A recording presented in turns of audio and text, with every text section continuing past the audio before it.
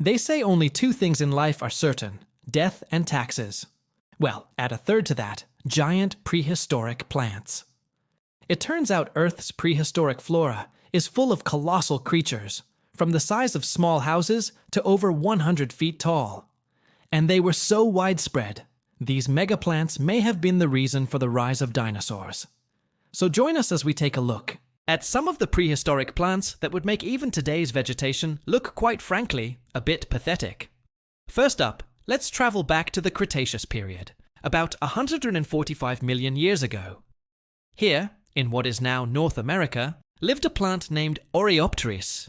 Now, it might not sound like it, but this plant was a type of fern, and while most ferns today are tiny by comparison, Oreopteris could grow to be absolutely enormous, with some species reaching heights of over 100 feet.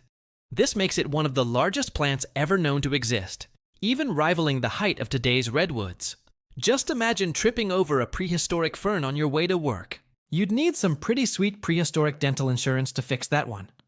But what did these giants eat?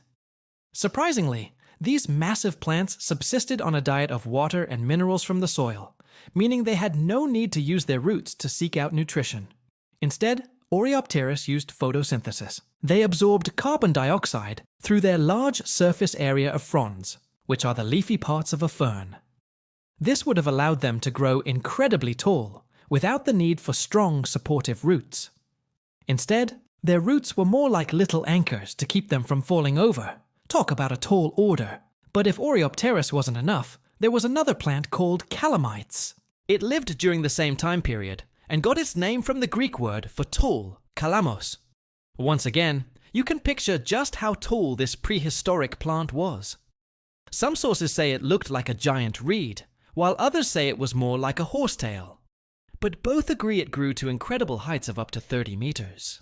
That's taller than a blue whale. While Oreopteris dominated the landscape of what is today North America, Calamus thrived in Europe, Asia, and Africa. But despite being so similar, these two plants weren't related. In fact, fossils of Calamus show that it was more closely related to modern horsetails, which are only a few centimeters tall. Now that's some serious plant power. So why do these plants seem so familiar? Well, it's because their descendants are still around today. That's right. Modern plants are the direct descendants of these prehistoric giants. For example, the ginkgos, which only has one living species today, Ginkgo biloba, had ancestors that grew to be over 100 feet tall. We also get our modern conifers like pine and spruce trees from prehistoric plants like Araucaria. These plants were so dominant that they even outlived the dinosaurs. But what happened to these mega plants? It turns out that these giants weren't so invincible after all. Around 66 million years ago, there was a mass extinction. Perhaps you've heard of it, with the asteroids and the non-avian dinosaurs going extinct and like 75% of all species disappearing. But what does the fossil record tell us about our giant plants? Well, it seems that the event only had a minor impact on them. One study found that while some species did go extinct, there was no major decline in diversity or abundance. The researchers suggest that the megaplants were able to withstand this ecological disaster due to their efficient water transport systems. Unlike many other plants, they didn't rely on water to move nutrients around their tissues, meaning they weren't as vulnerable to changes in rainfall or humidity. Instead, these plants had specialized tissues for transporting water and nutrients throughout their bodies, allowing them to survive even when conditions were dry. However, other theories suggest that the asteroid impact may have actually helped these plants thrive. The sudden increase in atmospheric carbon dioxide levels may have given the plants a boost, allowing them to grow larger than ever before. Whatever the reason, these plants were able to survive when so much of life on Earth went extinct.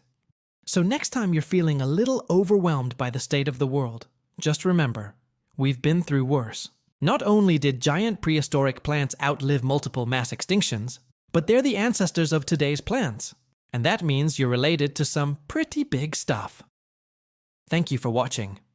If you enjoyed this video, please subscribe and like the video. Also be sure to share this video with your friends and family.